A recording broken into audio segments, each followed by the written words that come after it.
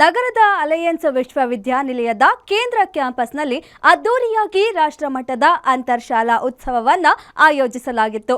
ದೇಶದ ವಿವಿಧ ಭಾಗಗಳಿಂದ ಆಗಮಿಸಿದ್ದ 80ಕ್ಕೂ ಹೆಚ್ಚು ಶಾಲೆಗಳ 2000ಕ್ಕೂ 200ಕ್ಕೂ ಅಧಿಕ ವಿದ್ಯಾರ್ಥಿಗಳು ಕಾರ್ಯಕ್ರಮದಲ್ಲಿ ಭಾಗಿಯಾಗಿ ತಮ್ಮ ಪ್ರತಿಭೆ ಮತ್ತು ಬೌದ್ಧಿಕ ಸಾಮರ್ಥ್ಯವನ್ನ ಪ್ರದರ್ಶಿಸಿದರು.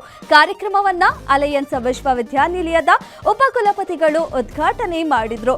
ವಿಶಿಷ್ಟ ಪ್ರದರ್ಶನ ನೀಡಿದ ವಿದ್ಯಾರ್ಥಿಗಳಿಗೆ ಪ್ರಮಾಣ ಪತ್ರಗಳು ವಿತರಿಸಿದರು.